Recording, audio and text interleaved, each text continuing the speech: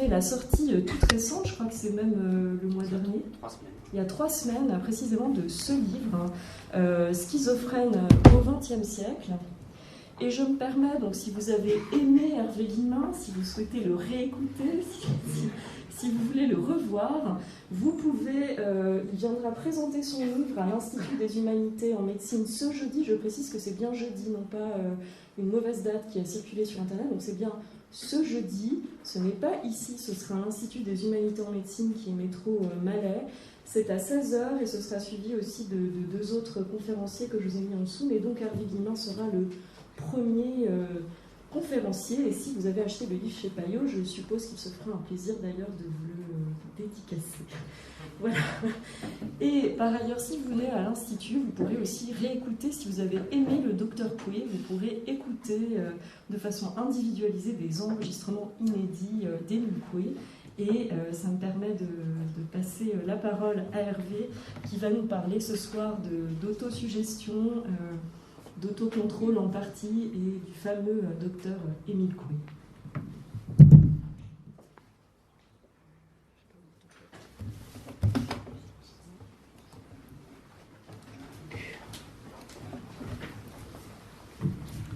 Merci Aude pour cette sympathique présentation et merci au Musée de la Main et toute l'équipe pour son accueil. Merci à vous tous d'être là.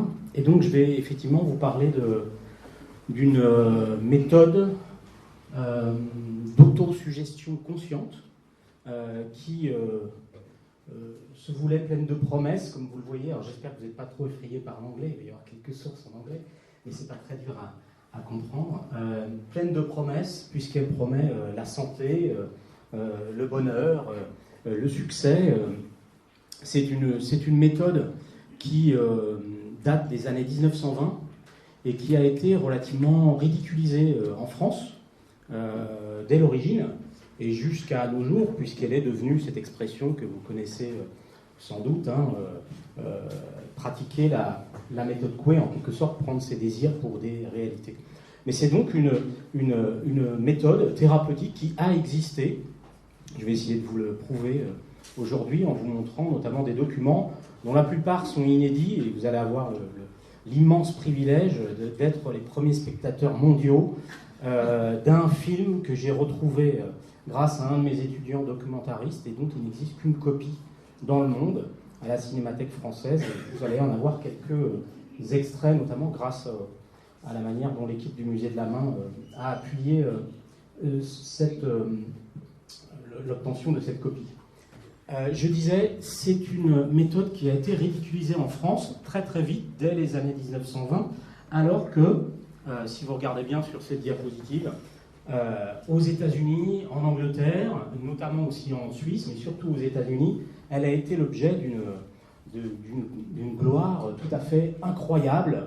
Je me souviens, lorsque j'ai commencé à travailler sur cette question-là, c'était en 2007-2008, en feuilletant les collections du New York Times, l'arrivée de Coué en janvier 1923 à New York avait donné lieu à un article par jour dans le New York Times pendant 1 mois et demi. Et vous avez, et la plupart du temps en une du New York Times. Et vous avez là une espèce de panel de ces unes de presse. Coué débarque. Coué, c'est un pharmacien français très peu connu en France. Il débarque à New York en janvier 1923 et il est là accueilli par les élites américaines, les élites économiques américaines, les Rockefeller, les femmes des milliardaires américains. Il a loupé de peu une rencontre avec le président américain Harding, qui était malheureusement souffrant ce jour-là. Mais il est accueilli à bras ouverts. C'est le self-made man, c'est celui qui apporte un message optimiste au monde, et notamment aux États-Unis en 1923. Alors, parmi les indices qui témoignent de ce succès, je vais commencer par vous montrer quelques extraits de ce film. Donc, je vous rappelle qu'il est totalement inédit. Lorsque j'avais sorti le bouquin en 2010, j'avais pu que le citer, je l'avais cherché, je n'avais pas trouvé de copie. Et ici, donc, un premier extrait qui va vous qui va permettre de vous expliquer qu'est-ce que c'est, comment ça fonctionne, cette méthode Coué. On est presque dans le temps de Chaplin. Regardez Coué un peu surmaquillé, comme dans les films muets des années 20. Et on va pouvoir presque pratiquer ensemble, puisqu'il s'agit de parler un petit peu, day by day, in every way, I'm getting better and better. Et ce que montre ce film, ce sont de jeunes femmes extrêmement modernes qui pratiquent cette méthode Coué en utilisant, comme il se doit, une espèce de chapelet, une espèce de cordelette avec 20 nœuds, puisqu'il s'agit de répéter cette phrase tous les jours, à tous les points de vue, je vais de mieux en mieux. Il s'agit de la pratiquer, de dire cette phrase, de se l'adresser en quelque sorte à soi-même, tous les matins, tous les soirs, 20 fois, en comptant sur la cordelette à nœuds le nombre de fois que cette phrase est évoquée. Ben voilà, vous connaissez l'essentiel. Au revoir. Toute la méthode Coué est là. Si vous voulez lire les œuvres complètes d'Émile Coué, ça vous prendra 3 quarts d'heure, je pense. L'essentiel est ici, et ça a été l'objet d'une simplification, mais bien évidemment, les choses les plus simples sont parfois les plus complexes à construire, et donc je vais essayer de vous expliquer comment les choses fonctionnent, et surtout comment on en est arrivé à ça, et comment on en est arrivé à une méthode aussi glorieuse. Alors je vais commencer par vous citer quelques extraits de lettres de patients que j'ai retrouvées aussi il y a quelques années et qui expliquent comment ils pratiquent. En voici une par exemple à gauche, je fais l'autosuggestion du matin et du soir, très régulièrement et avec confiance. J'attends le soir d'être un peu somnolente, c'est important, et je dis 20 fois en mêlant de grains d'achapelet, la phrase rituelle à tous les points de vue, etc. Je le dis d'un ton monotone, comme je dirais « Seigneur, ayez pitié de nous ». J'empêche ma pensée de penser. Et je la concentre sur les mots à tous les points de vue. Pour le reste, je dis souvent « ça passe » très vite, dans un bourdonnement, en passant ma main sur ma poitrine dans le dos. Donc il s'agit bien de 2 choses. Il y a ce message qui est adressé en quelque sorte à la conscience, c'est une autosuggestion consciente, c'est soi-même qui contrôle en quelque sorte la conscience, on envoie un message positif et on le fait dans un état de demi-sommeil, de somnolence, de relaxation. Les sophrologues dans les années 1970 vont redécouvrir Coué parce que on est dans des pratiques relativement proches. Le plus important, c'est de ne faire aucun effort. Aucun effort. Empêcher sa pensée de penser. Je ne sais pas si vous avez déjà essayé de faire ça. C'est très complexe. Et les patients font état de cette complexité. Regardez à droite une autre lettre. Je crois que je fais mal mon autosuggestion. Il doit y avoir un grain de sable qui doit entraver les résultats et dont je ne me rends pas compte. Sans penser à rien, dit M. Coué. Or, si je ne fais aucun effort pour capter ma pensée, ayant la bride sur le cou, elle part et pense à 1000 choses insignifiantes.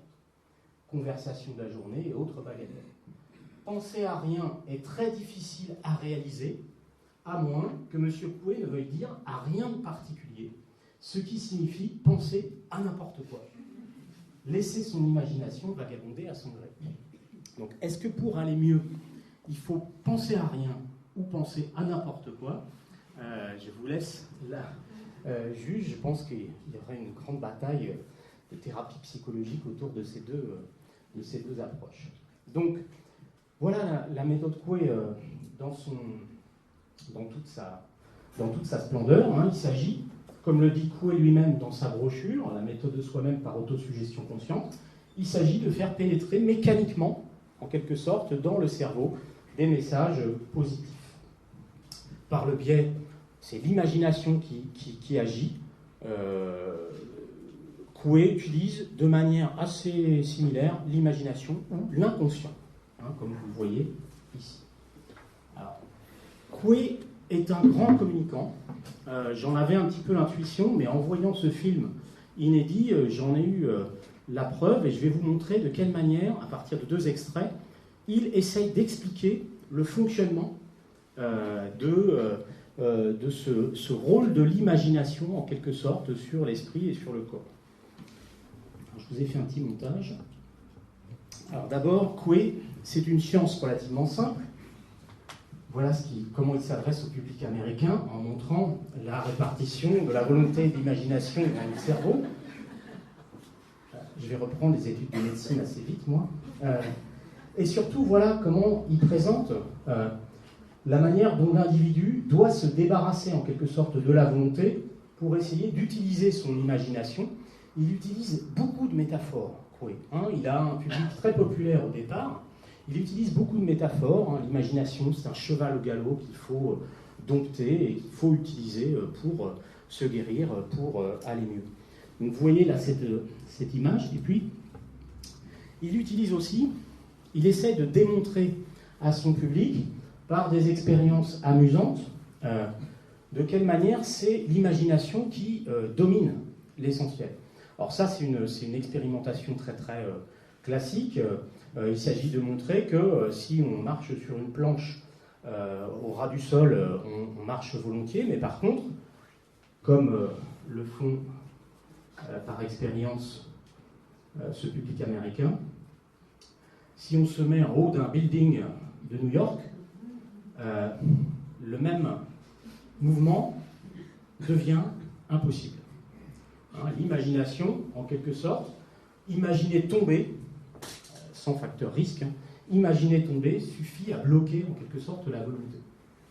Je vous laisse admirer cette image, moi qui me fascine tout à fait, d'imaginer Coué expliquant comment marcher en haut des buildings new-yorkais. Une très très belle image. Donc ça c'est assez classique quand il est devant son public. Alors il n'utilise pas le film, ça il l'utilise aux États-Unis, c'est un film qui a été diffusé uniquement aux États-Unis, mais il explique cette expérience et d'autres expériences à son public nancéien, français, etc.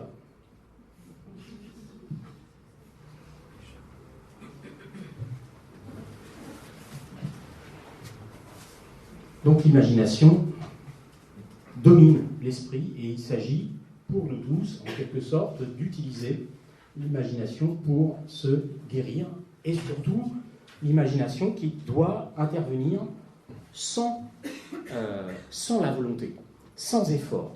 C'est ça sur quoi insiste Coué. C'est dur à dire, ça. C'est dur à dire. Mais Coué a beaucoup travaillé avec les bègues, mais moi-même, je suis très très mauvais dans l'autosuggestion consciente.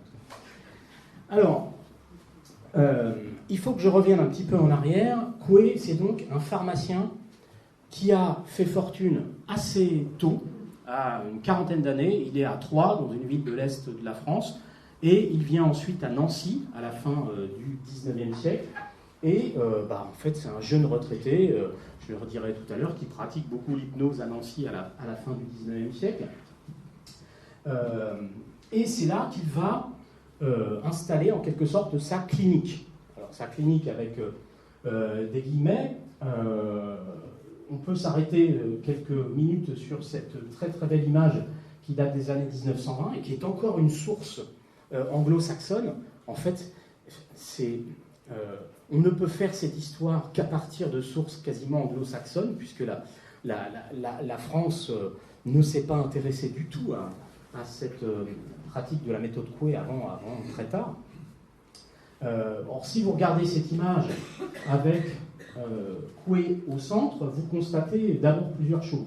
D'abord, il accueille les gens chez lui. C'est une clinique à domicile. Là, on n'arrive pas à repérer Madame Coué, mais c'est elle qui fait entrer les gens. Il y a dans le petit hangar au fond un lieu de consultation, un lieu de conférence, un lieu où on explique ces expérimentations que je vous ai présentées tout à l'heure. Et il y a même un espace qui est dédié aux enfants, avec une certaine Madame Kaufmann, qui pratique la méthode Coué pour les enfants. Où il s'agit d'ailleurs pour les mamans de prendre leurs enfants sur les genoux et de pratiquer la méthode Coué, en quelque sorte de parler avec l'enfant. Pas de dire grand-chose, mais de dire ça passe, ça passe, ça passe, ça passe. Donc Coué, là, au centre, qui accueille chez lui à Nancy, si vous regardez un petit peu le public de la clinique nancéienne, vous apercevrez assez rapidement qu'il est très varié. Très varié, et c'est conforme à la réalité historique. Vous avez à la fois le public rural, là le monsieur avec ses sabots qui vient de la campagne nancéienne. Coué a des clients dans la campagne nancéienne, dans le monde ouvrier aussi, dans les quartiers ouvriers, donc il a un public extrêmement populaire, mais il a aussi, c'est le deuxième élément de sa clientèle, il a aussi des hommes du monde, des femmes, des aristocrates anglaises, des aristocrates russes. Hein, il fait un petit peu le grand écart. On retrouve un petit peu, si vous voulez, je ne sais pas si vous connaissez cette histoire, mais les clientèles, la sociologie des patients du magnétisme du 19e siècle, c'est-à-dire à la fois aristocratique et puis très, très, très populaire. Là, l'image, le seul reproche que j'aurais à faire à l'image, qui a été produite donc par un visiteur anglais à l'époque, à la grande époque où il s'agissait en Angleterre de faire le pèlerinage à Nancy, hein, de se déplacer et de faire le voyage à Nancy. Et vous avez énormément de témoignages d'anglaises publiés dans les années 20 sur ce pèlerinage de Nancy. Le seul reproche qu'on peut faire, c'est la répartition un peu sexuelle de ce public, qui me paraît un peu trop masculin par rapport à ce qu'il est habituellement. Donc ça, c'est un autre élément qu'on peut remarquer. Qu'est-ce qu'on guérit dans cette clinique? Qu'est-ce qu'on prend en charge? Coué travaille d'abord à partir, je dirais, de maladies à fleur de peau, un peu les maladies qui sont celles qui sont prises en charge par les guérisseurs locaux, c'est-à-dire des problèmes dermatologiques, des problèmes de rhumatisme, des choses comme ça. Il commence à travailler par ça, à partir de ça. Hein, c'est ce qu'on semble deviner ici. Et puis, progressivement, il va prendre en charge d'autres choses, et notamment des problèmes psychologiques, etc., etc. Donc, c'est, voilà, en termes de pathologies qui se présentent à la clinique, c'est aussi très, très divers. Alors, vous remarquerez peut-être aussi, je ne sais pas si le graveur, le dessinateur a fait exprès, l'image est encadrée par deux religieux. Hein, si vous regardez dans l'angle ici à gauche, vous avez un prêtre, et dans l'angle ici à droite, vous avez une religieuse.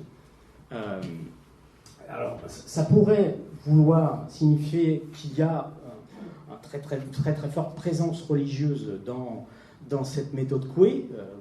Vous avez vu tout à l'heure dans ce que je vous ai montré, dans les extraits que je vous ai montrés, on utilise le chapelet, on parle de réciter la méthode comme des litanies, etc. Seigneur, ayez pitié de nous. Donc il y a peut-être quelque chose de très religieux. En réalité, le clergé catholique, ici représenté, en quelque sorte en position un peu de surveillance, est assez méfiant, parce que Coué revient des États-Unis, revient d'Angleterre, et c'est une méthode qui est plutôt chargée de protestantisme.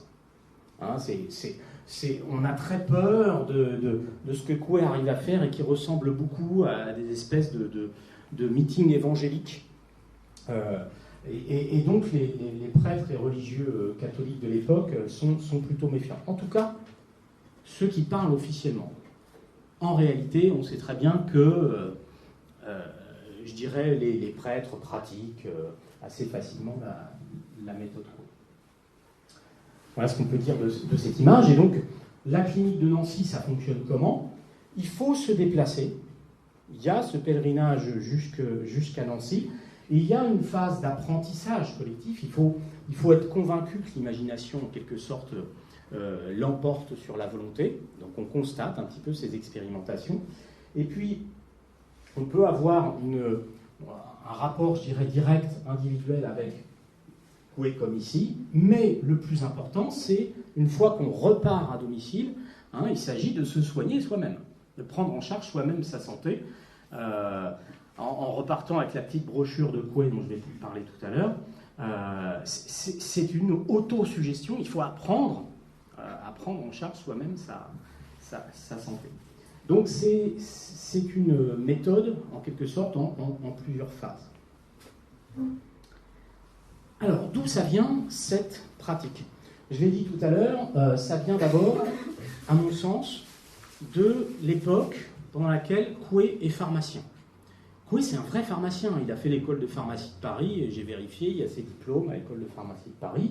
Il s'est installé dans cette pharmacie à Troyes dans un premier temps. Elle est encore visible. Voilà, de la méthode Coué, il y a une espèce de sens de la posologie verbale, hein, si vous voulez, de la prescription verbale qui perdure de ça. Dans sa pharmacie, il a pratiqué beaucoup l'hypnose à la fin du XIXe siècle, à l'époque où c'était très à la mode. Hein, la grande époque de l'hypnose, les années 1880, 1890. En France, ça tombe un petit peu de mode peut-être après 1900. Lui, il continue. Il est dans les congrès d'hypnothérapeutes et il pratique toujours. Et c'est d'ailleurs pour cette raison, c'est pas la seule raison, parce que sa femme est nancéienne. Donc il rejoint sa femme, mais il rejoint sa femme aussi à Nancy, qui est un des endroits à la fin du XIXe siècle dans lesquels on pratique le plus l'hypnothérapie et dans laquelle va émerger cette idée d'une autosuggestion consciente à des fins psychothérapeutiques. Beaucoup d'historiens qui pensent au fond que là, à Nancy, à la fin du XIXe siècle, la psychothérapie moderne, elle est en quelque sorte née. L'influence religieuse, j'en parlais tout à l'heure, ça c'est un peu difficile à dire. Dans le film, je ne vous montre pas l'extrait, mais j'ai juste tiré une petite image. Dans le film, Coué, qui est un communicant et qui s'adresse aux Américains, explique qu'en fait, il n'a rien inventé et que tout est dans le grand livre. Et il montre dans le film, hein, je vous ai mis l'extrait, il montre la Bible et il cite, je ne sais plus, je crois que c'est l'évangile, je ne sais plus quel extrait de l'évangile, et il explique tout est là, tout est là. En réalité, il s'adapte à son public. Il ne dira jamais ça en France. C'est pas possible dans la France des années 20, dans la France laïque des années 20, c'est impossible à dire. Donc il ne le dira jamais. Il s'adapte à son public. En plus, il se trouve que Coué n'est pas, on pourrait dire, un catholique orthodoxe. En réalité, Coué est ce qu'on appelle un théosophe, hein, c'est-à-dire quelqu'un qui, dans les milieux, voilà, dans les années 1910-1920, essaye de construire une espèce de synthèse spirituelle et s'intéresse beaucoup aux religions orientales. Hein, et donc peut-être que dans la méthode Coué, il y a quelque chose du mantra là, qui passe de ces religions orientales, à travers ce ça passe, qu'on adresse en quelque sorte à son cerveau. Alors moi, ce que j'ai découvert en faisant cette enquête, il y a quelques années, c'est qu'il y avait une autre influence qui est relativement peu connue, c'est que Coué lisait très très bien l'anglais et faisait venir chez lui des bouquins en anglais qui dataient de la fin du XIXe siècle, du début du XXe siècle, et qui sont, à mon sens, les ancêtres de ce que vous connaissez, de ce que vous voyez dans vos librairies préférées, qui aujourd'hui occupent des rayons entiers, c'est ce qu'on appelle le développement personnel. Et Coué s'inspire d'un courant qui s'appelle la nouvelle pensée américaine, dans laquelle on trouve des auteurs comme Prentice Mulford, Horizon Street Marden. Hein, les pensées sont des choses. On agit sur son corps à partir de ces messages adressés par le verbe. La vie optimiste, hein, on est dans quelque chose de la psychologie positive, et tout ça existe dans les années 1890-1910. Il a connaissance de ces textes, peut-être pas tout cela, mais en tout cas c'est un corpus qui existe, et il est en quelque sorte un des précurseurs de ce mouvement du développement personnel que nous connaissons bien. Coué est aussi un adepte de la technique. Je vous l'ai montré avec l'utilisation du film. On est en 1923, c'est quand même un moyen pour un thérapeute extrêmement novateur. Il a fait un effort de simplification extrême de sa méthode. Hein, au tout début, quand on regarde la manière dont il pense la méthode Coué, il y a un message pour, soigner sa jambe gauche, un message pour soigner son cœur, un message pour... Non, et il va simplifier à l'extrême et il va en faire quelque chose de tout à fait méthodique, de facile à pratiquer, qu'il va résumer dans la maîtrise de soi-même par autosuggestion consciente, qui est tirée à des centaines de milliers d'exemplaires. Et puis, le plus extraordinaire, c'est qu'il utilise le son et il va enregistrer dès 1923 des disques d'autosuggestion pour que les gens qui ont du mal à pratiquer l'autosuggestion consciente puissent le faire chez eux en utilisant des disques. Et je vais donc vous passer un petit disque, un petit extrait, en espérant que ça fonctionne. Alors, pourquoi est-ce que c'est comme ça? Je vais vous expliquer en deux mots les deux principes sur lesquels j'ai basé ma méthode d'autosuggestion consciente. Le premier, c'est ici. Toute idée que nous avons dans l'esprit devient une réalité dans le domaine de la possibilité. Si par exemple nous avons une jambe coupée et que nous nous imaginions que cette jambe va repousser, naturellement elle ne repoussera pas, parce que cela est impossible. Mais si nous éprouvons une douleur dans une partie quelconque de notre individu, si nous avons des organes qui ne fonctionnent pas normalement, si nous avons des idées tristes, et que nous nous imaginions que la douleur va disparaître, que les organes malades vont fonctionner de mieux en mieux, que les idées tristes vont s'évanouir pour faire place à des idées gaies, cela se produira, parce que cela est possible. Voilà, vous avez donc entendu la voix de crooner. Ben oui, mais ils ont tous la même voix dans les années 20, en tout cas sur les enregistrements. Et c'est pas le pire, je crois, c'est pas le pire. Donc voilà, il est tout à fait extraordinaire au sens où il utilise vraiment tous les moyens modernes de communication. Et je le redis, c'est un grand communicant. Il s'adapte à son public. Tout à l'heure, je parlais de la manière dont, face aux Américains, il s'adapte en disant tout est dans le grand livre, tout est dans la Bible. Ben, aux Américains, il explique aussi, ce qu'il ne fera jamais en France, ce que vous voyez dans cette capture du film, que finalement, il est dans un mouvement assez similaire à Freud et à Jung. Donc, il se compare à Freud et à Jung, ce qu'il ne fera jamais en France. Bien évidemment, il ne citera jamais ça du tout. En même temps, le message est un petit peu passé, puisque dans la correspondance de Freud, vous trouvez un qualificatif de Freud, qui explique que Coué, ça existe et qu'il ne faut peut-être pas être si négatif par rapport à la méthode Coué, parce qu'au fond, c'est un profane. C'est un profane de la médecine et qu'il faudrait peut-être regarder et ne pas critiquer trop rapidement. Là en face, il y a d'autres dans le mouvement psychanalytique qui sont nettement plus sévères, comme par exemple Ernest Jones ou Karl Abraham, qui parlent aussi de Coué. Ça m'avait beaucoup impressionné de voir dans ces textes des fondateurs de la psychanalyse dans les années 20 comment on avait parlé de Coué. Et donc Coué parle de Freud et de Jung. Pourquoi ça marche ? Pourquoi ça a eu du succès ? Parce que ça intervient dans un contexte particulier. En fait, Coué n'est pas du tout le seul à proposer des méthodes de ce type-là, des méthodes d'autosuggestion consciente. Il a ce talent de communicant, mais il intervient dans un contexte particulier, ce qui est celui de la fin de la Première Guerre mondiale. Les premières occurrences, je dirais, dans la presse française, datent de la fin de la guerre. Et c'est déjà des occurrences qui montrent que certains veulent pratiquer la méthode Coué, mais certains veulent faire de la méthode Coué autre chose. Quelque chose qui pourrait contribuer à réformer la société de manière positive. Je vous cite juste un extrait d'un obscur journal, l'Étoile de l'Est, mars 1917. Pour moi, c'est la première occurrence sociale vraiment très très forte. 1917, pendant la Première Guerre mondiale, je vous rappelle. Je ne vous fais pas une histoire de la Première Guerre mondiale, mais on est dans le dur de la Première Guerre mondiale. En France, c'est le grand moment des grandes mutineries. Et que nous dit l'Étoile de l'Est ? Pénétrons-nous de la méthode de M. Coué. Occupons-nous un peu moins des crises, engageons les pessimistes à considérer le côté satisfaisant des choses, imitons les Anglais qui combattent le spleen en acclamant la prise de Bagdad, et quand nous entendrons dire à voix basse « Méfions-nous, les Boches sont forts », crions tous en chœur « Nous les aurons ». Donc ça c'est intéressant parce que on n'est plus dans le domaine de la thérapie, là, ou alors on est dans le domaine de la thérapie de groupe, de la thérapie sociale. Il s'agit de donner à la méthode Coué une autre dimension. Et cette autre dimension, elle va progressivement s'incarner. Coué va communiquer beaucoup, se faire prendre notamment en photo énormément, avec les soldats de la Grande Guerre qui ont été traumatisés, paralysés, qui sont mutiques, qui présentent des problèmes de la vue.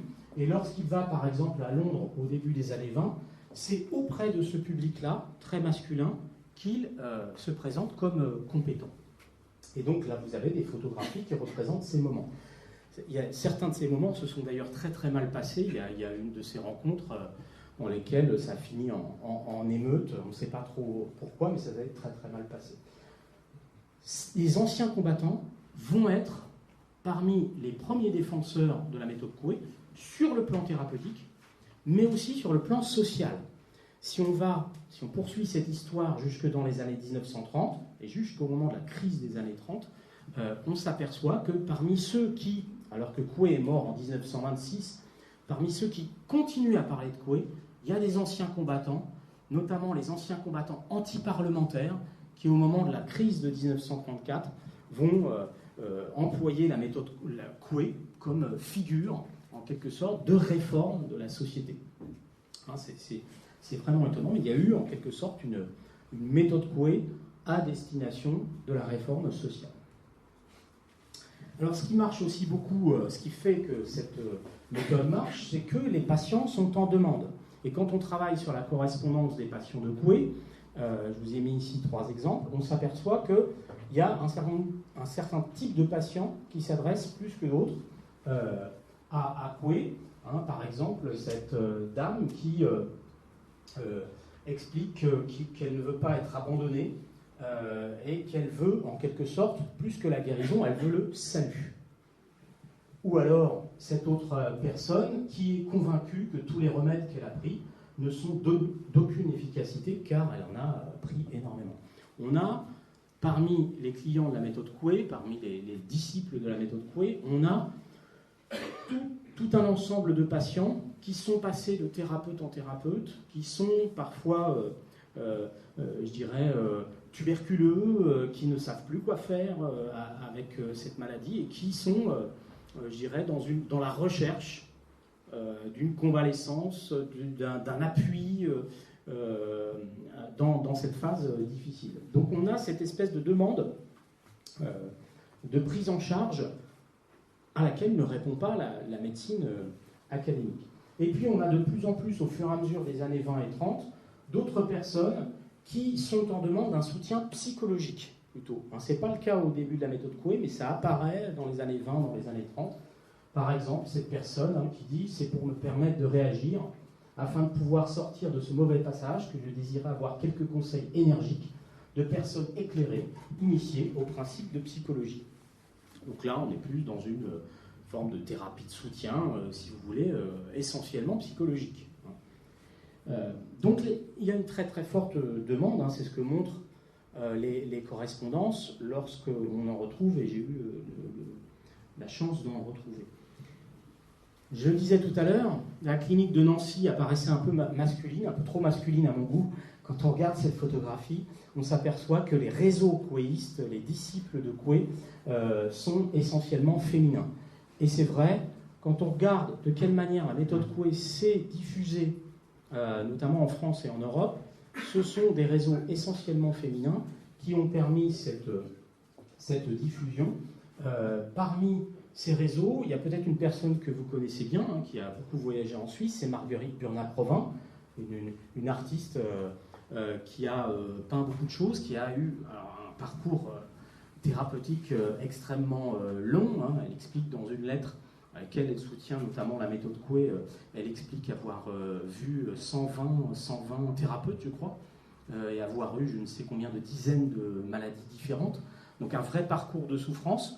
Et Marguerite Burnat-Provin est quelqu'un qui a d'abord contribué à faire connaître Coué en Europe dès 1920, qui était très tôt, en lien notamment avec Charles Baudouin, qui a été aussi un grand diffuseur de la méthode Coué. Et Marguerite Burnat-Provin a été une de celles qui ont créé ce réseau que j'ai pu étudier grâce à la correspondance, ce réseau de la Côte d'Azur qui s'est diffusé au tout début des années 20 et dans lesquels les femmes des classes moyennes, des enseignantes, des infirmières ont joué un très très grand rôle. Donc il y a quelques hommes militaires, la plupart du temps, et puis ces femmes qui jouent un rôle extrêmement structurant. Alors, je vois que le temps file et je vais donc en arriver tout doucement à ma conclusion. Pourquoi une méthode naît? Ça intéresse l'historien, mais pourquoi les méthodes meurent aussi? Ça devrait intéresser peut-être plus souvent les historiens, comment les choses meurent. D'abord, la méthode Coué, elle est notamment déclinante parce que Coué est mort très rapidement après sa diffusion. Il est mort en 1926 et la méthode s'est diffusée à partir de 1920-1922. Donc un moment de gloire relativement court. Et il faut dire que la plupart des patients expriment un besoin de direction, un besoin de rencontrer Coué, qui fait que ça va rapidement péricliter. Je vous ai mis l'extrait d'une autre lettre. Cette personne qui dit ce qu'il me faut, je crois, c'est avoir quelqu'un auprès de moi qui me suggestionne, qui me domine, qui m'impose son influence. D'abord tous les jours, puis tous les 2 jours, en espaçant, jusqu'à ce que je sois capable de me diriger seul. Donc c'est vraiment assez frappant, c'est-à-dire qu'on a une méthode d'autosuggestion consciente, et en même temps, tous les patients qui écrivent sont toujours en revendication d'une direction, d'un suivi et d'une suggestion. Il y a un retour, en quelque sorte, à la direction du sujet. Bon, après la mort de Coué, la marque Coué, en quelque sorte, a été un peu appropriée par des disciples qui se sont écharpés. Donc ça n'a pas marché. L'Académie de médecine qui a été sollicitée par ses disciples pour qu'on reconnaisse la méthode Coué comme d'utilité publique, eh bien en 1926, ça a été non. Les psychanalystes, j'en ai parlé un petit peu tout à l'heure. Alors, ce qui a entraîné notamment le déclin assez rapide, c'est le fait que ceux qui ont succédé à Coué, qui étaient dans les milieux d'anciens combattants, ont eu un parcours politique assez désastreux par la suite, puisque celui qui a succédé à Coué, Chateaubriand, pas l'écrivain, mais celui qui est devenu un collaborateur des nazis pendant la Seconde Guerre mondiale, eh bien, promouvait la méthode Coué en 1942 dans le Paris occupé par l'Allemagne nazie. Donc après la guerre, se réclamer de la méthode Coué, c'était aussi un petit peu compliqué. Et c'est après-guerre que l'expression rentre dans le langage. Alors, très, très étonnamment, c'est d'abord rentrer dans le langage en anglais, et très vite. Ici, vous avez une caricature tirée du New York Times qui date de 1923, dans laquelle on utilise l'expression « à la Coué ». À la Coué, c'est en anglais dans le texte, c'est pas difficile. Et il s'agit d'expliquer... là, en l'occurrence, la politique française, la politique de Poincaré, au moment de la crise de la Roure, et encore un autre homme, finalement, qui croit en son pouvoir de guérison. On est déjà dans quelque chose, même si c'est en anglais, on est déjà dans quelque chose qui ressemble à la manière dont on utilise cette expression, la méthode Coué. Mais c'est un petit peu plus tard qu'en France, ça va avoir ce sens-là. Et pour moi, il y a une occurrence qui est essentielle, 1945, c'est un poème d'Aragon, et je terminerai là-dessus. Fantômes, fantômes, fantômes, ils sont vêtus de neuf et montés sur pivot pour tourner leurs yeux peints à tous les vents nouveaux. Fantômes, fantômes, fantômes, celui-ci sait dire papa, marcher au pas, et porte un écriteau, parle et ne pense pas. Fantôme, fantôme, fantôme, l'autre fonctionne bien. Si vous le secouez, il pratique aussitôt la méthode Coué. Voilà. Je vous remercie.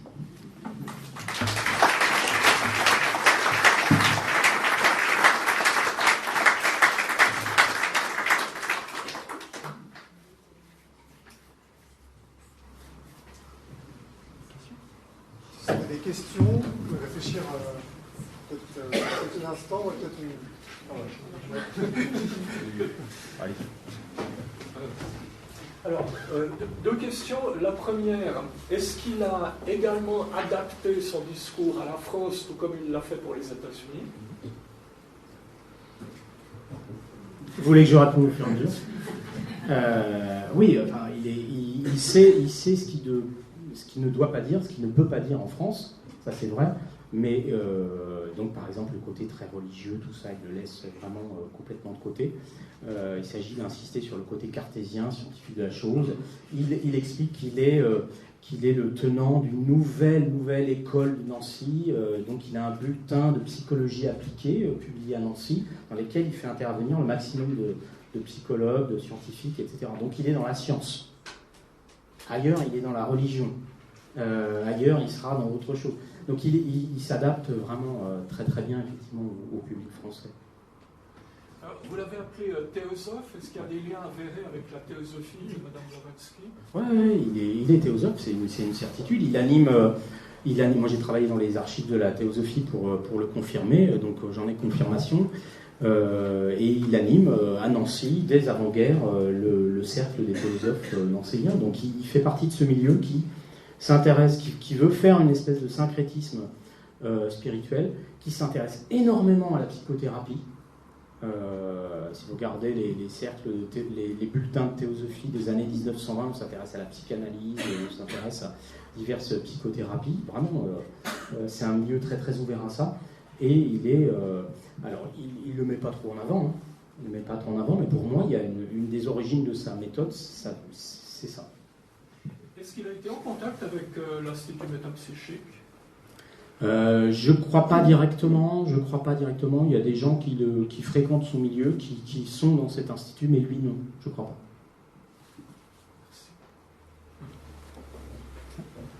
Qu'est-ce qui lui fait croire à l'efficacité de sa méthode ? Est-ce qu'il y a des miraculeux ? Alors, qu'est-ce qui lui fait croire à l'efficacité de sa méthode ? Est-ce qu'il y a eu des miraculés ? Alors, donc là, l'historien est toujours un peu en difficulté sur ce genre de questions, quand il s'agit de traiter l'efficacité d'une thérapie. Ce qui est certain, c'est que dès qu'il est à Troyes, avant-guerre, qui commence un petit peu sa petite clinique, une clinique, on va dire, de guérisseur local, avant qu'il soit connu à l'international, il met en avant, lui, des choses miraculeuses. Mais il fait toujours très attention à ne jamais se présenter comme quelqu'un qui fait des miracles, voire même comme quelqu'un qui guérit. Il ne dit jamais « je guéris », puisque c'est vous qui guérissez. Donc il se présente comme un éducateur. Il se présente comme quelqu'un qui apprend aux gens à se servir de leur imagination. C'est assez malin, et c'est un peu obligatoire, parce qu'en fait, sinon il peut passer sous le coup de l'exercice illégal de la médecine en France, et il ne sera jamais accusé de ça. Il ne vend rien. Il y a peut-être une obole pour les conférences, etc. En fait, il finance son mouvement français avec les conférences américaines. Il ne vend rien, il n'y a pas de produit, il n'y a pas de remède, il éduque. Il porte la bonne parole, c'est le message de Micoué. Et donc là, le miracle, il laisse en quelque sorte les miraculés les répandre eux-mêmes. Est-ce qu'il a reçu des courriers de remerciement de sa méthode ? Ah oui, il y a énormément. Donc, il y a des courriers qui sont publiés. En fait, l'autosuggestion consciente, les œuvres complètes de la méthode Coué, c'est 40 pages écrites assez gros de Coué qui explique sa méthode, et puis après, des articles de presse quand il y en a, notamment par exemple l'article de presse de Marguerite Burnat-Provins, et puis les récits de miracles, etc. Donc ça, c'est essentiellement ça. Mais, donc ça c'est la propagande. Ce qu'on peut voir plus concrètement quand on est historien, c'est quand on travaille sur les correspondances qui n'ont pas été publiées. Et là, on fait face à des patients qui sont dans la difficulté, qui ont énormément de mal à se retrouver seuls, une fois, et qui sont toujours en demande de retour à Nancy, de liens très forts avec le thérapeute, et qui ont énormément de mal à pratiquer seuls. Et donc ils sont, par exemple, c'est ce qui va entraîner le développement, en quelque sorte, de disciples qui vont faire fonction de Coué. Marguerite Burnat-Provins, dans la Côte d'Azur, elle fait fonction. Elle est médiatrice, en quelque sorte. Mais sinon, les lettres sont... On voit que c'est très très difficile, quoi. Ils sont en demande de direction tout le temps. Je vais poser une question un peu naïve, parce que je suis totalement profane dans la matière, mais quelle validité la médecine moderne donne quelle valeur elle donne à cette méthode ? Alors, à l'époque ou maintenant? Maintenant. Alors, j'aurais du mal à répondre directement à votre question, si ce n'est en passant par un détour, c'est en vous renvoyant à la participation de certains médecins, psychiatres, dont certains très connus d'ailleurs, au congrès international de Coué, Couéiste, qui a lieu depuis quelques années, donc, auquel j'ai pas participé, moi, malgré l'insistance des participants.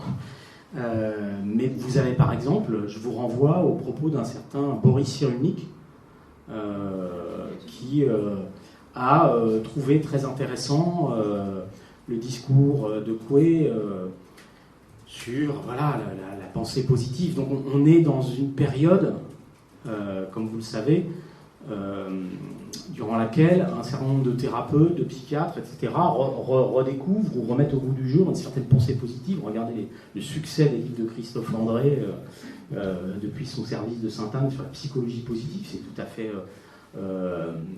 fait énorme. Et donc, là, je pense qu'il y a une forme, si ce n'est d'approbation de la méthode Coué, parce que ça, c'est pas connu, en fait, la méthode Coué des psychiatres aujourd'hui, à quelques exceptions près, si ce n'est une approbation, au moins une redécouverte, on va dire, de tout cet héritage de la psychologie positive et du développement personnel qui est remis au goût du jour. Moi, j'avais fait une présentation un petit peu similaire devant le congrès des neuropsychiatres de France il y a 3 ans. Et ils me regardaient et ils me disaient mais vous nous parlez d'aujourd'hui. En fait, vous ne nous parlez pas des années 20. Parce qu'aujourd'hui, ils ont des services qui accueillent, par exemple, des programmes de méditation pleine conscience. Et donc, ils étaient comme ça, ils avaient l'impression de vivre aujourd'hui. Et je suis assez persuadé qu'il y a une forme d'histoire cyclique, que Coué, comme j'ai essayé de le montrer, c'est une thérapie qui fonctionne bien, ou un discours qui fonctionne bien dans les temps de crise, qui a disparu après 1945, au moment des 30 Glorieuses, etc. Le discours est moins audible. Je pense que les gens pratiquent, mais le discours est moins audible, il n'y a plus de réseau, et puis ça revient après les années 70, 80, dans le sillage de la sophrologie, et aujourd'hui c'est remis très en avant dans le cadre de cette médecine et de cette psychologie positive très à la mode. Donc je vous répondrai ça. Je ne sais pas si c'est très satisfaisant, mais... À moitié. C'est déjà pas mal. Dans le même ordre d'idée, s'il y aurait eu un cycle précédent Coué qui ressemblerait. Ben oui, je pense, je suis assez persuadé de ça, notamment en discutant beaucoup avec Olivier Faure et en cherchant un peu les chronologies de l'histoire des pratiques alternatives de santé. Je pense qu'il y a un moment qui est fondateur là, qui pourrait aussi avoir un antécédent peut-être, mais c'est les années 1820-1830, qui me semble un moment à la fois d'ébullition politique et spirituelle, mais aussi de montée en puissance des pratiques alternatives, le magnétisme animal, l'homéopathie d'Hahnemann, l'intérêt pour l'acupuncture, avec les premières expériences dans les hôpitaux dans les années 1820, avec des gens qui s'intéressent un peu à tout ça.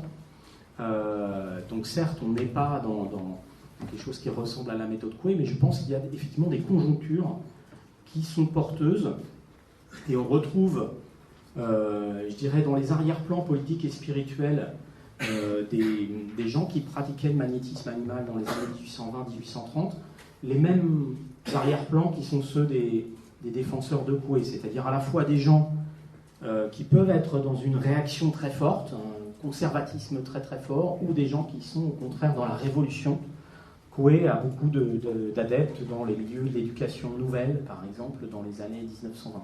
Donc on retrouve un petit peu ce champ politique, ce maelstrom spirituel. Peut-être dans la continuation de la question de monsieur, est-ce qu'il y a eu des expérimentations Coué avec des groupes placebo et puis des groupes qui font de l'autosuggestion peut-être à l'époque pour valider scientifiquement À l'époque, non, pas du tout. Enfin, non, pas du tout. Jamais. Je pense qu'il y a aujourd'hui un retour à la réflexion autour du placebo. Moi, ça me gêne un peu cette manière de ramener Coué au placebo. Ça a été beaucoup l'idée de... Parce qu'il y a tout un courant qui veut réhabiliter Coué. Moi, c'est pas du tout mon propos, là, mais réhabiliter Coué en insistant justement sur le fait que c'est un précurseur de cette question du placebo, etc. Donc notamment les médecins autour de Nancy qui voient en plus un héros local sont dans cette idée-là, quoi. Il n'y a pas que les médecins, il y a aussi l'ancien maire de Nancy, André Rossignol, etc. Il y a toute cette idée-là. Donc réhabiliter Coué en utilisant... et en inventant peut-être des récits autour de ça, c'est-à-dire, oui, Coué donnait de la mie de pain dans ses pharmacies à la place des remèdes, et c'est comme ça qu'il a inventé en quelque sorte l'effet placebo. Bon, moi, j'ai jamais retrouvé rien du tout qui prouvait ce genre de choses, mais il y a ce discours-là très fort aujourd'hui. Mais des expérimentations avec des essais randomisés sur la méthode Coué, je ne crois pas.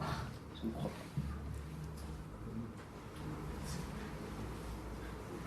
Question ici.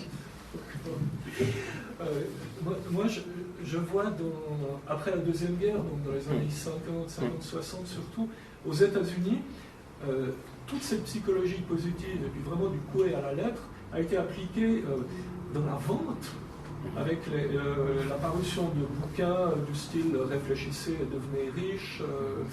Et il y a eu toute une littérature vraiment de marche à suivre, de mode d'emploi pour améliorer son statut social. Oui, je pense que vous avez raison, sauf que je pense en réalité que Coué n'est qu'un maillon, une espèce d'échec pendant un certain temps d'implantation de cette culture, notamment en France, alors que Coué tente, lui, va chercher ça, va chercher cette culture-là, à travers ses influences spirituelles, ses lectures anglo-saxonnes. Et donc ce creuset du développement spirituel, du fait par vous-même les choses, etc., c'est fin 19e aux États-Unis. Coué s'en inspire, ça marche bien là où ça marchait, ça marche pas en France, ça continue à se développer aux États-Unis, et ce n'est que finalement très récemment, et encore je ne suis pas certain que ce soit très connu, que la méthode Coué revient un petit peu au bout du jour, quoi. Moi je verrais plus les choses comme ça. Vous y voyez une similitude avec le retour en force de l'hypnose en France, là, je pense? Oui, je pense que c'est tout à fait possible. Moi j'ai été invité à parler de la méthode Coué dans un DU d'hypnothérapie à Bordeaux, dans un grand centre anti-cancer, le centre Bergonier de Pointe, et ils s'intéressent à ça. Alors, ils auraient aimé que je parle aussi de Eugène Hazam, etc., parce qu'il était bordelais, mais je pense que ça fait partie du même, on va dire, du même centre d'intérêt, du même retour de cycle, avec l'intégration à l'hôpital, ou dans le champ médical, ou l'attrait des médecins, on va dire l'accueil des médecins pour ce genre de thérapie plus facilement que probablement il y a 30 ou 40 ans. Question sur le film, j'ai trouvé assez extraordinaire ces images, le caractère professionnel, les moyens aussi, parce que c'est cette planche en haut, ce plan, etc. Mais il a fait comment ce film? Est-ce qu'on sait les choses autour de ce film? Parce que ça a l'air assez. C'est pas un film amateur pour un petit peu. Non, c'est vraiment professionnel. Ça dure 25 minutes. Hein. Je vous ai mis 3 minutes. Ça dure 25 minutes. Coué est en scène pratiquement une dizaine de minutes. Mais je ne vous ai pas montré d'autres scènes qui sont très spectaculaires. Il y a une course-poursuite en voiture. Je ne sais pas comment on appelle les voitures, je suis très nul en voiture. Donc, les trucs de gangsters, quoi, des années 20 et 30. Quoi. C'est hyper professionnel. J'ai essayé de pister un petit peu les auteurs. Ils sont assez durs à pister. Alors déjà, j'ai eu du mal à trouver le film. Mais ça semble être une espèce de... La production est une production de films éducatifs. C'est comme ça que c'est présenté.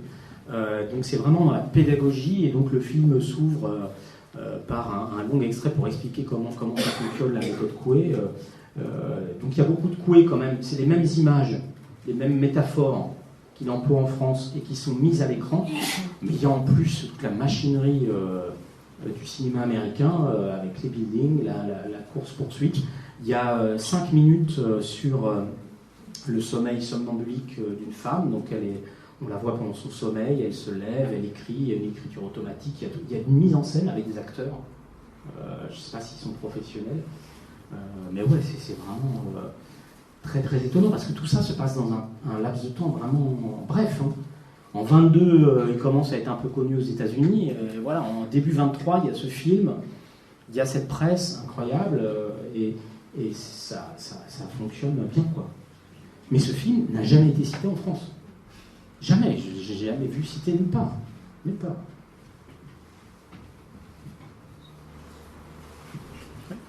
Est-ce qu'après la mort de Coué aux États-Unis, sa popularité va baisser ou bien va rester le même? Alors, il est encore cité après sa mort. Il y a une nécrologie dans le New York Times quand il meurt, donc rebelote en 1926. Après, c'est vrai que j'ai pas fait le travail de regarder si le New York Times recitait Coué après 26, mais au moins à sa mort, il est encore rappelé au bon public américain. Ça, c'est vrai.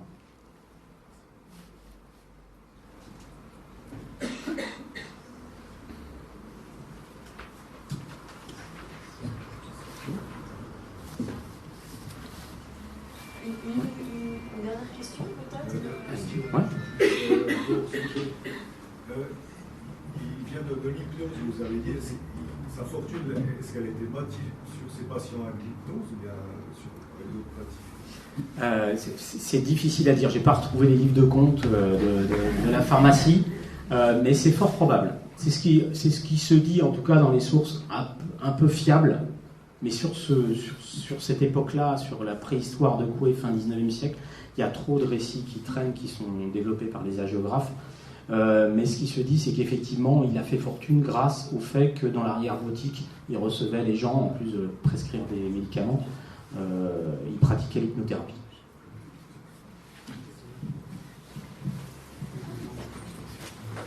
Alors merci, je vous rappelle que chaque jour, dès maintenant, je me porte de mieux en mieux et à tout point de vue.